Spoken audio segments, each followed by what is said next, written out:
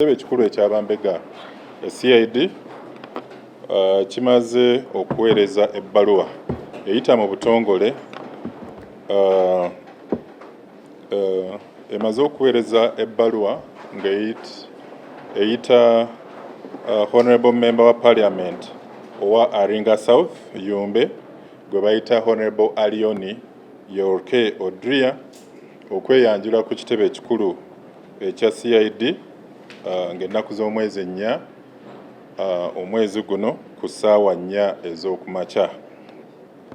Ebbaluwa eno yaweerezeddwa mu mitendera ng'eyita mu ofiisi ya Right Honourable Speaker wa Parliament ng'eyita Honourable Member wa Parliament ono mu butongole abaalaba ebifaananyi ebyafuluma ku Parliament.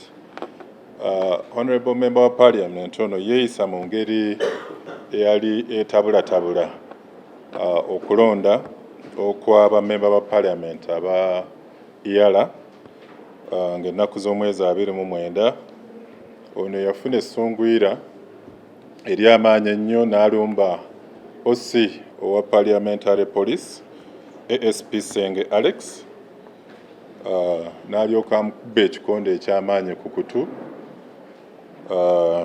n'amutuusaako obulumi.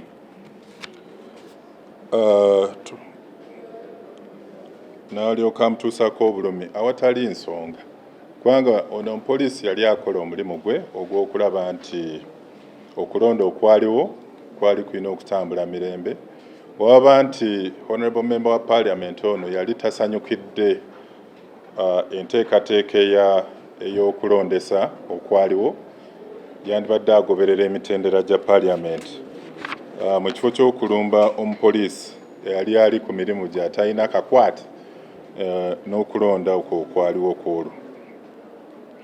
So n'olw'ensonga eyo tubadde tumuyise yeyanjule ku kitebe kya CID atunnyonnyole kiki ekyamuviirako okubba omupoliisi ono ekikonde ku kutu ate n'ekigendererwa ekyali emabega w'enneeyisa eyo. Omusirikale ono yali yamukola ki?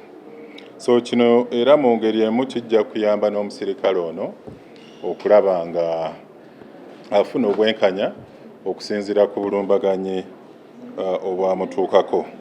So obukulembeze obw'ekitongole ekipoliisi kivuddeyo ne kivumirira enkola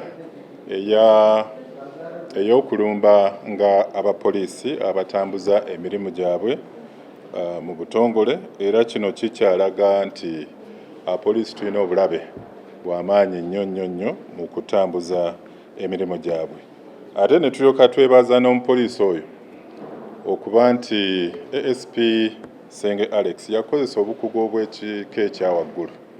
Omuntu yenna wa bulijjo okumukuba ekikonde ku kutu yali akyukirawo naye n'atandika okukulumba, so ekyandibadde ku Parliament kyandibadde kibi nnyo, naye ono yakozesa obukugu bwe n'atalumba Honourable Member wa Parliament ono, era ne kiyamba okukakkanya embeera, naye nga tumwebaza olw'okwolesa obukugu obwo.